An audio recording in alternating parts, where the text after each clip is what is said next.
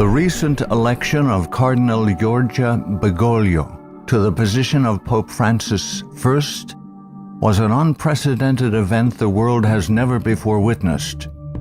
It is the first time in history that a member of the Jesuit order has been elected to the highest position of the Roman Catholic Church. Reactions worldwide varied from jubilation to matter-of-fact acceptance to disinterest. These very reactions reveal appalling ignorance of the true nature of the Jesuit order. Widely regarded as a benevolent missionary order, known for its educational institutions, the Jesuit order, as the Society of Jesus is commonly known, has long played an incredibly influential, albeit secretive, role in the destinies of nations, organizations, and individuals. Rulers, presidents, scholars, and even Catholics themselves, who are aware of the evil perpetrated by this powerful, far-reaching order, have left on record grave warnings that all should heed. Following is a compilation of quotes from a variety of sources. Some admit that their own diabolical organizations were modeled on Jesuit principles. Others give warning. A number of those who sought to warn did so at the cost of their lives. World's Last Chance would encourage all to carefully study the following material. Proverbs 1:5 tells us, "A wise man will hear and will increase learning, and a man of understanding shall attain unto wise counsels." Ignatius Loyola, 1491 to 1556, founder of the Society of Jesus and its first superior general. Nor will it contribute a little to our advantage if with caution and secrecy we foment and heighten the animosities that arise among princes and great men, even to such a degree that they may weaken each other. But if there appear any likelihood of reconciliation, then as soon as possible let us endeavor to be the mediators, lest others prevent us. Finally, let all with such artfulness gain the ascendant over princes, noblemen, and the magistrates of every place, that they may be ready at our beck, even to sacrifice their nearest relations and most intimate friends, when we say it is for our interest and advantage. Let proper methods be used to get knowledge of the animosities that arise among great men, that we may have a finger in reconciling their differences. For by this means we shall gradually become acquainted with their friends and secret affairs, and of necessity engage one of the parties in our interests. Immediately upon the death of any person of post, let them take timely care to get some friend of our society preferred in his room. But this must be cloaked with such cunning and management as to avoid giving the least suspicion of our intending to usurp the prince's authority. Putting aside all private judgment, we should always be ready to accept this principle. I will believe that the white I see is black, if the hierarchical church so defines it. Princes and persons of distinction everywhere must, by all means, be so managed that we may have their ear, and that will easily secure their hearts, by which way of proceeding all persons will become our creatures, and no one will dare to give the society the least disquiet, or opposition. Finally, the society must endeavor to effect this at least, that having gotten the favor and authority of princes, those who do not love them at least fear them. Paolo Sarpi, 1552 to 1623, a Venetian patriot, scholar, scientist, and church reformer. They are a public plague and the plague of the world. From the Jesuit colleges there never is sent a pupil obedient to his father, devoted to his country, loyal to his prince. Every species of vice finds its patronage in them. There is no perjury, nor sacrilege, nor parricide, nor incest, nor rapine, nor fraud, nor treason which cannot be masked as meritorious beneath the mantle of their dispensation. Muccio Vitelleschi, 1562 to 1645, 6th Superior General of the Society of Jesus. When sovereigns require a Jesuit's opinion on any subject, the Jesuit in question is to report the matter to his superior, who is to lay it before several Jesuits for discussion. The resolution formed after this consultation is supplied to the Jesuit, who has been consulted by the sovereign. Priest Antoine Arnaud, 1612 to 1694. Do you wish to excite troubles, to provoke revolution, to produce the total ruin of your country? Call in the Jesuits and build magnificent colleges for these hot-headed religionists. Suffer those audacious priests in their dictatorial and dogmatic tone to decide on affairs of state. Michelangelo Tamburini, 1648 to 1730, 14th Superior General of the Society of Jesus. See, sir, from this chamber I govern not only to Paris, but to China, not only to China, but to all the world, without anyone to know how I do it. Pope Clement XIV, 1705 to 1774. Following are Pope Clement XIV's words upon signing the bull of suppression and extinction of the Jesuits. A bull is the strongest legal document a pope can issue. The suppression is accomplished. I do not repent of it, having only resolved on it after examining and weighing everything, and because I thought it necessary for the Church. If it were not done, I would do it now. But this suppression will be my death. Pope Clement XIV knew the Jesuits very well and expected to die at their hands. He was correct. He was poisoned. A peasant woman was persuaded by means of a disguise to procure entrance into the Vatican and offered to the Pope a fig in which poison was concealed. Clement XIV was exceedingly fond of this fruit and ate it without hesitation. The same day the first symptoms of severe illness were observed, and to these rapidly succeeding violent inflammation of the bowels.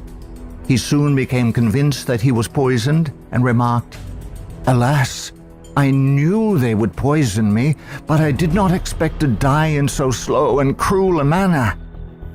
His terrible sufferings continued for several months. When he died, the poor victim, said Comenin, of the execrable Jesuits to which the Bishop of Pistoia, Scipio di Ricci, the nephew and heir of Jesuit General Ricci, fully agreed. Pope Pius VII, the Pope who restored the Society of Jesus. Soon after Pope Pius VII was released from Napoleon's prison in 1814, he quickly restored the Society of Jesus with the papal bull Sollicitudo Omnium Ecclesiarum. If any should again attempt to abolish it, the Society of Jesus, he would incur the indignation of Almighty God and of the holy apostles Peter and Paul. John Adams, 1735–1826, second President of the United States of America. In 1816, John Adams wrote to Thomas Jefferson, third President of the United States, regarding the restoration of the Society of Jesus. My history of the Jesuits is not eloquently written, but it is supported by unquestionable authorities, is very particular and very horrible. Their restoration is indeed a step toward darkness, cruelty, perfidy, despotism, death. I do not like the appearance of the Jesuits. If ever there were a body of men who merited eternal damnation on earth and in hell, it is this Society of Loyolas. Shall we not have regular swarms of them here, in as many disguises as only a king of the gypsies can assume, dressed as painters, publishers, writers, and schoolmasters? If ever there was a body of men who merited eternal damnation on earth and in hell, it is this Society of Loyolas. We are compelled by our system to offer them asylum. Napoleon Bonaparte, 1769–1821, Emperor of the French. The Jesuits are a military organization, not a religious order.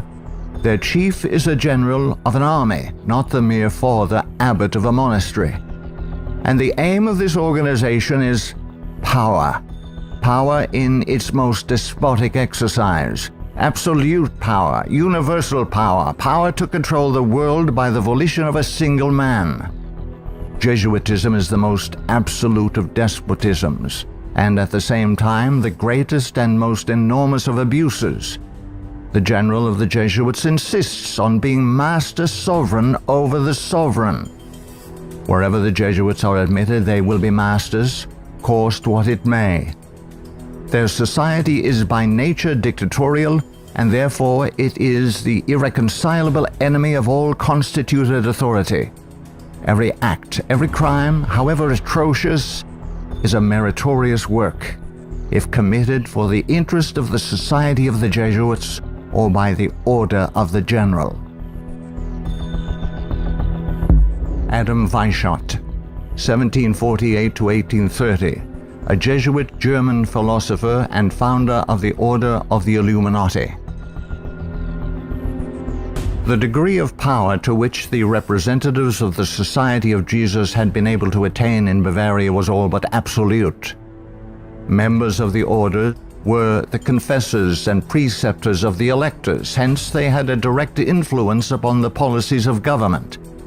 The censorship of religion had fallen into their eager hands, to the extent that some of the parishes even were compelled to recognize their authority and power. To exterminate all Protestant influence and to render the Catholic establishment complete, they had taken possession of the instruments of public education. It was by Jesuits that the majority of the Bavarian colleges were founded, and by them they were controlled. By them also the secondary schools of the country were conducted. The Marquis de Lafayette, 1757–1834, a French statesman and general. It is my opinion that if the liberties of this country, the United States of America, are destroyed, it will be by the subtlety of the Roman Catholic Jesuit priests, for they are the most crafty, dangerous enemies to civil and religious liberty. They have instigated most of the wars of Europe. Friedrich von Hardenberg, 1772 to 1801, German philosopher. Never before in the course of the world's history had such a society, that is, the Jesuit order, appeared. The old Roman Senate itself did not lay schemes for world domination with greater certainty of success. André-Marie Jean-Jacques Dupin, 1783 to 1865, a French statesman. The Jesuits are a naked sword whose hilt is at Rome, but its blade is everywhere, invisible until its stroke is felt. Samuel Morse, 1791 to 1872, American inventor of the telegraph. They are Jesuits.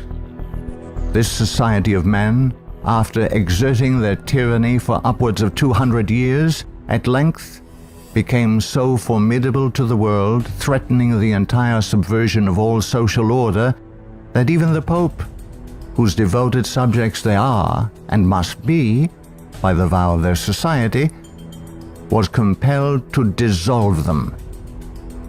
They had not been suppressed, however, for 50 years before the waning influence of popery and despotism required their useful labors to resist the light of democratic liberty, and the Pope, Pius VII, simultaneously with the formation of the Holy Alliance, revived the order of the Jesuits in all their aureory. From their vow of unqualified submission to the sovereign pontiff, they have been appropriately called the Pope's bodyguard. And do Americans need to be told what Jesuits are? They are a secret society, a sort of Masonic order, with super-added features of revolting odiousness, and 1,000 times more dangerous. They are not merely priests or of one religious creed. They are merchants and lawyers and editors and men of any profession having no outward badge in this country by which to be recognized. They are about in all your society. They can assume any character, that of angels of light or ministers of darkness, to accomplish their one great end, the service upon which they are sent, whatever that service may be. They are all educated men, prepared and sworn to start at any moment and in any direction, and for any service, commanded by the general of their order, bound to no family, community, or country by the ordinary ties which bind men, and sold for life to the cause of the Roman pontiff. And who are these agents? They are for the most part Jesuits, an ecclesiastical order proverbial through the world for cunning, duplicity, and total want of moral principle, an order so skilled in all the arts of deception that even in Catholic countries, in Italy itself, it became intolerable and the people required its suppression. Orestes Augustus Brownson, 1803 to 1876, New England intellectual and activist, preacher, labor organizer, and noted Catholic convert and writer. Undoubtedly, it is the intention of the Pope to possess this country, America. In this intention, he is aided by the Jesuits and all the Catholic prelates and priests. If the Catholic Church becomes predominant here, Protestants will all be exterminated. Abraham Lincoln, 1809 to 1865, 16th President of the United States of America. This war, the American Civil War, 1860 to 1865, would never have been possible without the sinister influence of the Jesuits. We owe it to popery that we now see our land reddened with the blood of her noblest sons. Though there were great differences of opinion between the South and North on the question of slavery, neither Jeff Davis nor any one of the leading men of the Confederacy would have dared to attack the North had they not relied on the promise of the Jesuits that under the mask of democracy, the money and the arms of the Roman Catholics, even the arms of France, were at their disposal if they would attack us. The Protestants of both the North and South would surely unite to exterminate the priests and the Jesuits if they could learn how the priests and nuns and the monks which daily land on our shores under the pretext of preaching their religion are nothing else but the emissaries of the Pope, of Napoleon III, and the other despots of Europe to undermine our institutions, alienate the hearts of our people from our Constitution and our laws, destroy our schools, and prepare a reign of anarchy here as they have done in Ireland, in Mexico, in Spain, and wherever there are any people who want to be free. I am so glad to meet you again, he said. You'll see that your friends the Jesuits have not yet killed me, but they would have surely done it when I passed through the most devoted city, Baltimore, had I not defeated their plans by passing incognito a few hours before they expected me.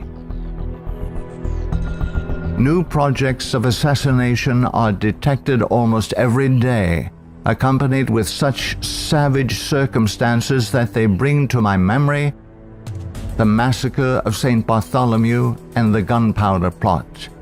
We feel, at their investigation, that they come from the same masters in the art of murder, the Jesuits. So many plots have already been made against my life that it is a real miracle that they have all failed when we consider that the great majority of them were in the hands of skillful Roman Catholic murderers evidently trained by the Jesuits. I know that Jesuits never forget nor forsake, but man must not care how and where he dies, provided he dies at the post of honor and duty. Charles Chineke, 1809 to 1899, Canadian ex-Catholic priest.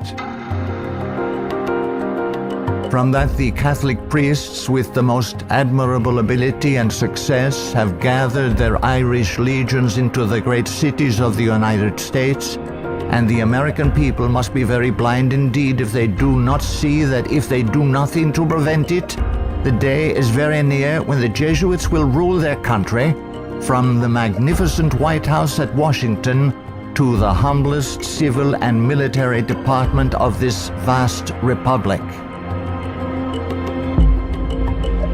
Brigadier General Thomas M. Harris, 1817 to 1906, physician and Union General during the Civil War.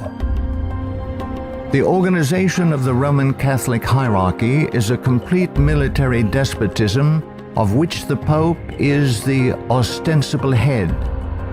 The Black Pope is the head of the Order of the Jesuits and is called a general. He not only has command of his own order, but directs and controls the general policy of the Roman Catholic Church.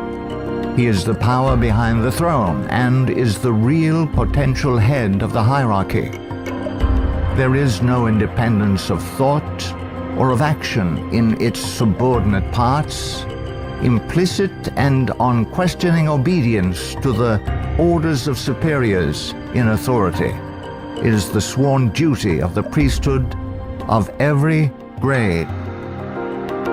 It would seem that the Jesuits had had it in mind from the beginning of the war, the American Civil War of 1861 to 1865, to find an occasion for the taking off, that is the assassination, of Mr. Abraham Lincoln. The favorite policy of the Jesuits is that of assassination.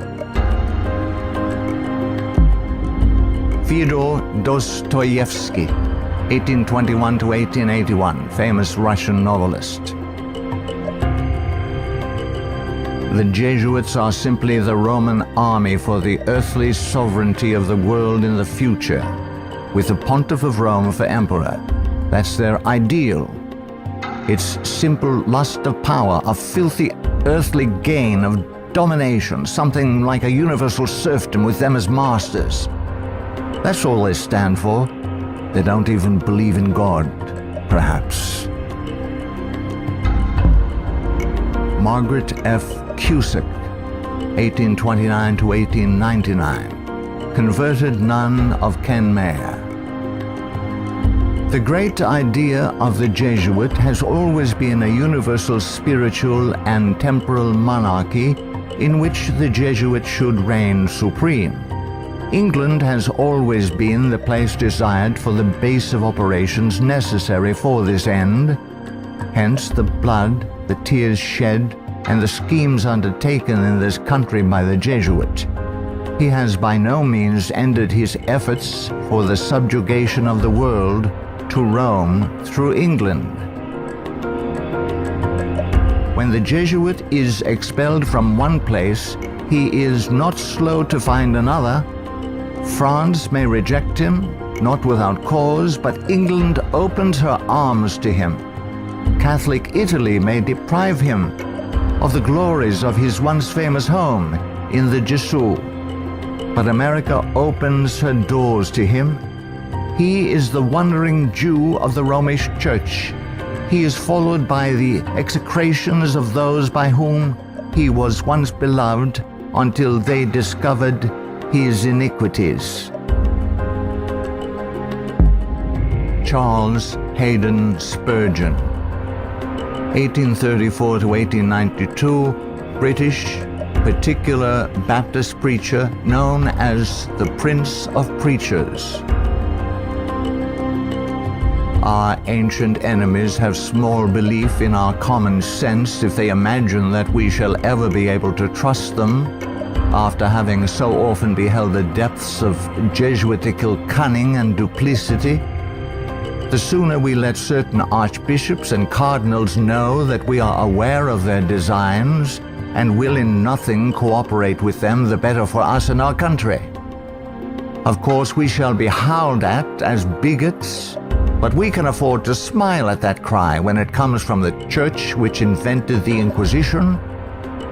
No peace with Rome is the motto of reason as well as of religion. Richard W. Thompson, 1809 to 1900, Secretary of the Navy, United States of America. The Jesuits are the deadly enemies of civil and religious liberty. The Jesuit general occupies the place of God and must be obeyed, howsoever the peace and welfare of the multitude may be imperiled or the nations be convulsed from center to circumference. The Society of Jesuits must obtain the mastery, even if general anarchy shall prevail, or all the world besides be covered with the fragments of a universal wreck. The sovereigns of the Holy Alliance had massed large armies and soon entered into a pledge to devote them to the suppression of all uprisings of the people in favor of free government. And he, Pius VII, desired to devote the Jesuits, supported by his pontifical power, to the accomplishment of that end. He knew how faithfully they would apply themselves to that work, and hence he counseled them in his decree of restoration to strictly observe the useful advices and salutary counsels whereby Loyola had made absolution the cornerstone of the society. Luigi de Sanctis, 19th century ex-official censor of the Inquisition. All these things cause the Father General of the Jesuits to be feared by the Pope and sovereigns. A sovereign who is not there, the Jesuits' friend, will sooner or later experience their vengeance. At what then do the Jesuits aim? According to them, they only seek the greater glory of God. But if you examine the facts, you will find that they aim at universal dominion alone. They have rendered themselves indispensable to the Pope, who without them could not exist, because Catholicism is identified with them. They have rendered themselves indispensable to governors and hold revolutions in their hands. And in this way, either under one name or another, it is they who rule the world. He who thinks he knows the Jesuits by having read all the books that were written in the past century, the 18th century, to unmask them would be grossly deceived. The Jesuitism of that day was an open war against the gospel and society. The Jesuitism of the present is a slow but contagious and deadly disease which secretly insinuates itself. It is a poison taken under the name of medicine. G. B. Nicolini, Italian ex-Catholic, in 1854 published the finest Italian history of the Jesuits in existence. Take the Jesuit for what he ought or appears to be, and you commit the greatest of blunders. Draw the character after what the Jesuit seems to be in London, you will not recognize your portrait in the Jesuit of Rome. The Jesuit is the man of circumstances. Despotic in Spain, constitutional in England, republican in Paraguay, bigot in Rome, idolater in India. He shall assume and act out in his own person, with admirable flexibility, all those different features by which men are usually to be distinguished from each other. He will accompany the gay women of the world to the theater and will share in the excesses of the debauchee. With solemn countenance he will take his place by the side of the religious man at church, and he will revel in the tavern with the glutton and the sot.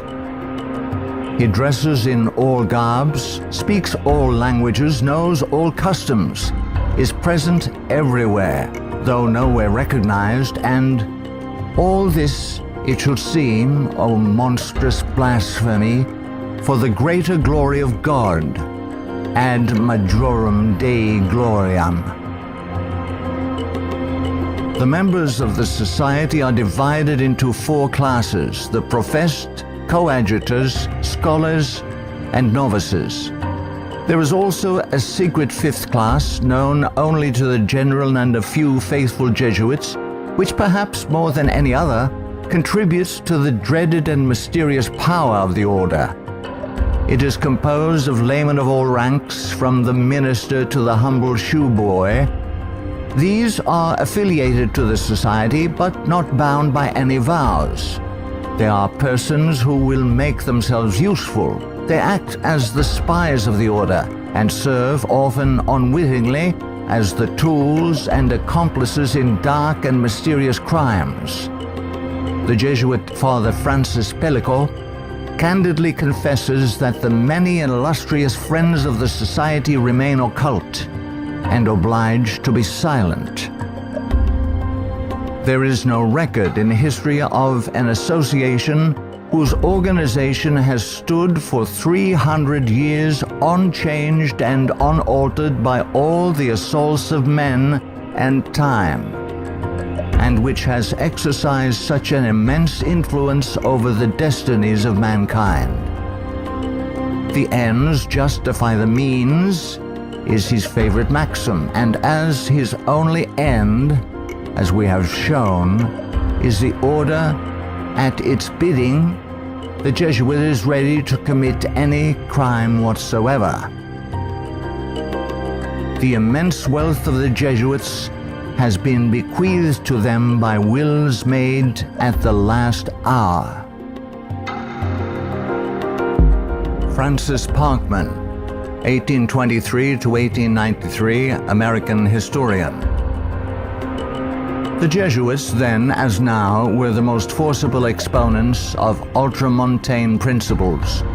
The Church to rule the world, the Pope to rule the Church, the Jesuits to rule the Pope. Such was and is the simple program of the Order of Jesus, and to it they have held fast except on a few rare occasions of misunderstanding with the vice-regent of Christ. Hector Macpherson, 1851 to 1924, prolific Scottish writer and journalist. So hurtful was the Jesuit order found to be that up to 1860 it was expelled no fewer than 70 times from countries which had suffered from its machinations. In spite of continental warnings, England under Queen Victoria 1837 to 1901, who opened up communication with the Vatican in 1877 and enabled the order to carry out its Second Irish Massacre 1845 to 1850, has become a Jesuit dumping ground.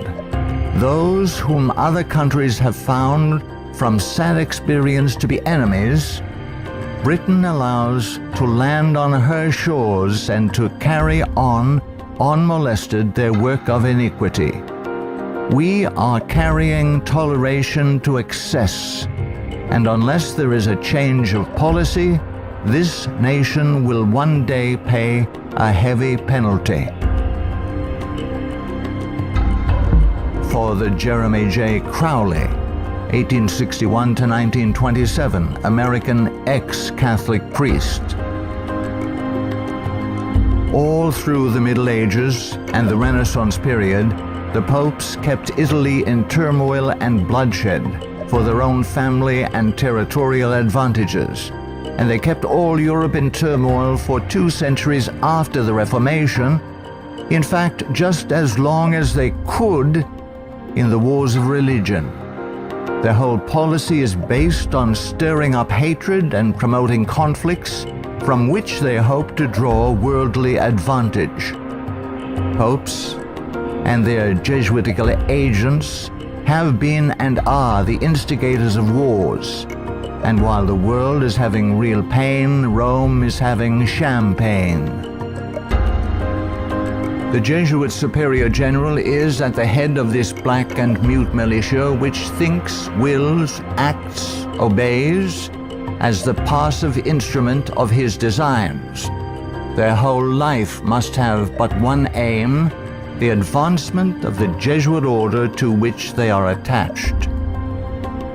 How long shall the Roman Catholic hierarchy play the people for fools? Shall the government be of the people, for the people, and by the people, or by the Pope? Let's not let the Pope of Rome name our president for us. Lovers of your country, beware of Jesuitical intrigues, the political power of Romanism, and the honeyed words of politicians reaching after the presidency. Ellen G. White, 1827 to 1915, prolific author and American Christian pioneer. Jesuitism inspired its followers with fanaticism. There was no crime too great for them to commit, no deception too base for them to practice, no disguise too difficult for them to assume. It was a fundamental principle of the order that the end justifies the means. By this code, lying, theft, perjury, assassination were not only pardonable but commendable when they serve the interests of the Church. Under various disguises, the Jesuits worked their way into offices of state, climbing up to be the counselors of kings and shaping the policy of nations. Edmund Ronayne, 1832 to 1911, former Freemason who served as both secretary and master of Keystone Lodge.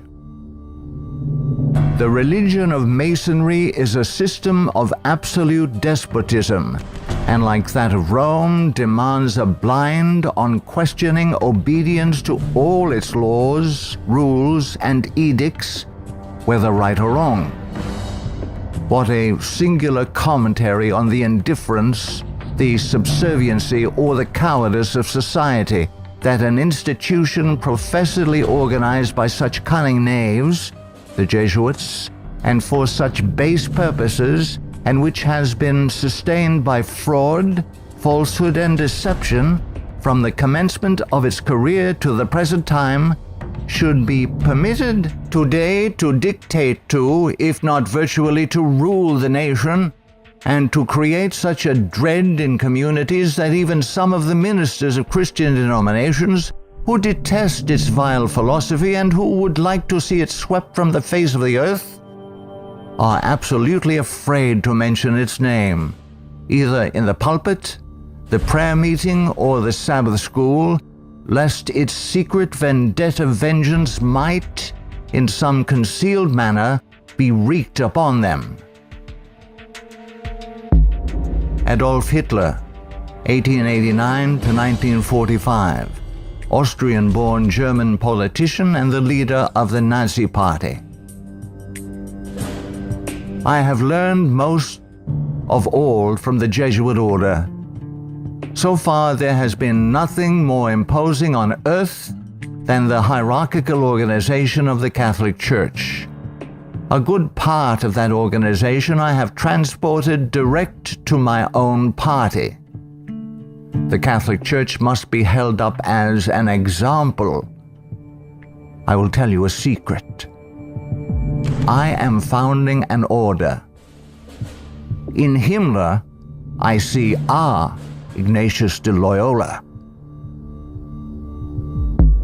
Walter Friedrich Schellenberg, 1910 to 1952, German SS Brigadier Führer, who rose through the ranks of the SS to become the head of foreign intelligence. The SS had been organized by Himmler according to the principles of the Jesuit order. The rules of service and spiritual exercises prescribed by Ignatius de Loyola constituted a model which Himmler strove carefully to copy. Absolute obedience was the supreme rule. Every order had to be executed without comment. Avro Manhattan, 1914 to 1990, a writer and philosopher. The Jesuits are one of the largest stockholders in the American Steel Company, Republic, and National. They are also among the most important owners of the four greatest aircraft manufacturing companies in the U.S., Boeing, Lockheed, Douglas, and Curtiss-Wright. No political event or circumstance can be evaluated without the knowledge of the Vatican's part in it, and no significant world situation exists in which the Vatican does not play an important explicit or implicit role. Alberto Rivera, 1935 to 1997, ex-Jesuit. The higher I went in the Jesuit order, the more corruption I saw of it in the institution. I was invited to attend a secret black mass by high-ranking Jesuits, including Superior General Pedro Arupe, in a monastery in the northern part of Spain. When I knelt to kiss the ring of a high official, I saw a symbol on that ring that made my blood run cold. It was a Masonic symbol, the compass and the square. A thing I hated, and I had been told to fight against it. I found out the Jesuit general was also a Mason and a member of the Communist Party in Spain. Frederick Tupper Sousie III, 1936 to 2007, American composer, musician, author, and artist. The Roman Inquisition had been administered since 1542 by the Jesuits. Edmund Paris, 1894 to 1970, author of The Secret History of the Jesuits. The public is practically unaware of the overwhelming responsibility carried by the Vatican and its Jesuits in the starting of the two world wars, a situation which may be explained in part by the gigantic finances at the disposition of the Vatican and its Jesuits, giving them power in so many spheres, especially since the last conflict. The Jesuits are a secret society, a sort of Masonic order, with super-added features of revolting odiousness and 1,000 times more dangerous. The Führer had come to power thanks to the votes of the Catholic Zentrum, Central Party overseen by Jesuit Ludwig Kass, only 5 years before, 1933. But most of the objectives cynically revealed in Mein Kampf were already realized. This book was written by the Jesuit-controlled Father Bernhard Stempfler and signed by Hitler. For it was the Society of Jesus which perfected the famous Pan-German program as laid out in this book, and the Führer endorsed it. Nino Lobello, 1922 to 1997, American author and journalist, specialized in writing about the Vatican. The Pope's confessor, an ordinary priest, must be a Jesuit. He must visit the Vatican once a week at a fixed time, and he alone may absolve the Pope of his sins. Michael Bunker, American writer, historian, theologian. There is a conspiracy against Christendom, but who are Satan's agents in this conspiracy? The agents are the Jesuits. Even though the Jesuits exude vast influence and control in the areas of theology, education, recorded history, and current media, I am still perplexed that virtually no literature exists exposing the Jesuits' influence on mainline Protestantism. In this work, the author uncovers forgotten history regarding the cooperative salvation theology of the Jesuits. From Cain to Charles G. Finney, this book proves that modern Protestantism has abandoned the doctrines of grace and embraced the satanic doctrines of cooperative salvation. Eric John Phelps, 1953, still living, author and protagonist in the truth-seeking movement in the United States. In the 20th century, the Jesuits have conducted their inquisition under the names of Nazism, fascism, communism, and now Islamic terrorism, with their inquisitors Adolf Hitler, Francisco Franco, Joseph Stalin, and now Osama bin Laden. Today, the Black Pope orders his Holy Office of the Inquisition, renamed in 1965 the Sacred Congregation for the Doctrine of the Faith, through his international intelligence community headed by papal knights, including Skull and Bonesman George W. Bush. To the abhorrent Jesuit doctrine of regicide, the killing of kings, we must now direct our attention that we may understand an established policy calculated to obtain or maintain the mastery of all nations following well-planned assassinations. In the past, the order's assassins were either Jesuits, like Jacques Clement, or killers easily connected to the influence of the company, men like John Wilkes Booth.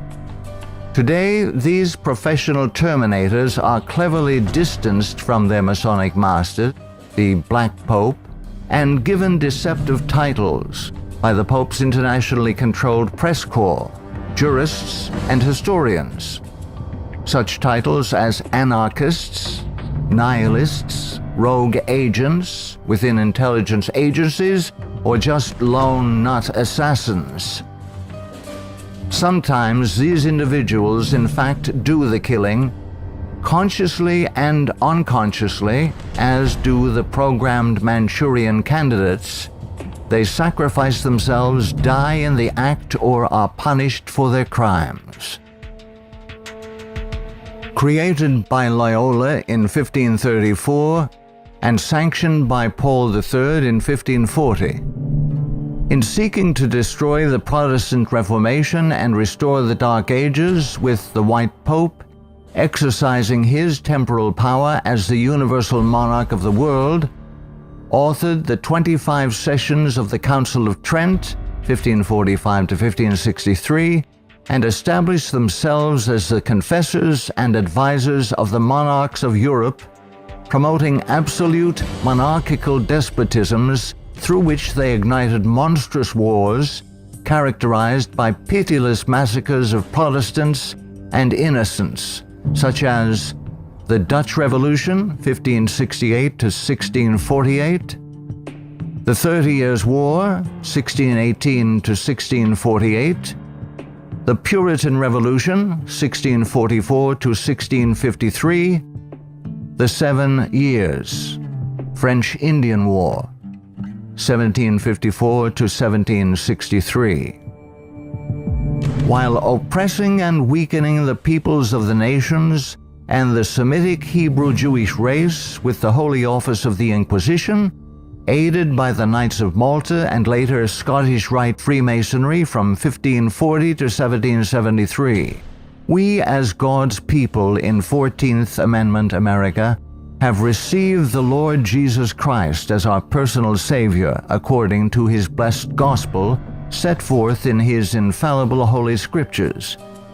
The Authorized King James Version of 1611 must repent of our personal and national sins. Then we must forsake them. Some of those sins are: 1. Permitting the army of the Black Pope, the company of the Society of Jesus, to exist, mightily prosper, and absolutely control the government of the United States through its Council on Foreign Relations within our borders. 2. Believing the Jesuit-controlled American press, which has continually lied and deceived us throughout the 20th century. 3. Permitting the Jesuits' Federal Reserve banking system and United Nations to exist within our borders, as these two bodies have successfully destroyed popular liberty, liberalism, and the national sovereignty of every nation in the world pursuant to the purposes of the Jesuits' Holy Alliance. 4. Waiving our Fourth and Fifth Amendment rights secured by the declaratory and restrictive clauses of the Bill of Rights at the insistence of the Baptists of Virginia, and so dearly paid for with torrents of blood by our Protestant forefathers, through filing our confessions every April 15th, paying the heavy and progressive communist income tax, thereby financing a multitude of sins. 5. Permitting the drafting, vaccinating, and sending of our sons abroad to fight the Pope's foreign wars, such as the war in Vietnam and the recent wars in Serbia, Iraq, and now Afghanistan, resulting in the further destruction of American liberals and foreign heretics so condemned by the Jesuits' Council of Trent. 6. Permitting the Jesuits, in control of the government of the American Empire, to use our military and financial might to enthrone dictators around the world whose first allegiance is to Rome, thereby restoring the temporal power of the Jesuits, infallible Pope, returning the world to the Dark Ages. 7. Consenting to the Jesuits' Supreme Court decisions in removing the Protestant Bible and prayer from the bulwark of American liberty so hated by the Jesuits, the public school system. 8. Consenting to the immigration of millions of Roman Catholics and pagan persons of color whose loyalty to the Pope or their own race, religion, and nationality is greater than their loyalty to our Protestant constitution and republican form of government, thereby creating a multitude of agitations justifying more centralization of power in Washington, D.C., and through amalgamation, the Africanization of the American white Celtic Anglo-Saxon race, being historically the greatest enemy of the Jesuit order, especially its Bible-believing Protestants and Baptists, as intended by the Company of Jesus pursuant to its Jesuit oath. 9. Consenting to the Jesuit Supreme Court's several decisions of forced integration, resulting in the destruction of both the white and black races through amalgamation, as the exchange of viruses, bacteria, and parasites, unique to each race, creates powerful combinations in the offspring, producing a non-resistant, weak, and sterile population within 5 generations. 10. Consenting to the Jesuit Supreme Court's decision of legalized abortion, resulting in the mass murder of unborn babies, polluting the land with innocent blood, ultimately collapsing the Ponzi scheme called the Social Security system, justifying mass murder of the elderly by the coming fascist dictator, provoking the Lord against us to consume us, until there be no remnant nor escaping in the land, by means of a massive military invasion composed of a coalition of nations, cleansing the land with the blood of unrepentant and unforgiven American murderers. 11. Succumbing to race hatred as a result of Jesuit-controlled Masonic agitators such as the White Knights of the Ku Klux Klan and the Black Nation of Islam, justifying the imposition of martial law when the inner-city race wars begin. 12. Sheepishly giving up our real wealth, gold and silver coins in exchange for indulgences, the Jesuits' worthless paper money called Federal Reserve notes, and thereby becoming a nation of overworked, unprincipled, money-hungry thieves. 13. Consenting to the cattle brand of the Jesuits' Social Security number as a means of identification to be used by their international intelligence community, begun by Hitler's SS at Dachau, it being the forerunner of. 14. Obeying the evil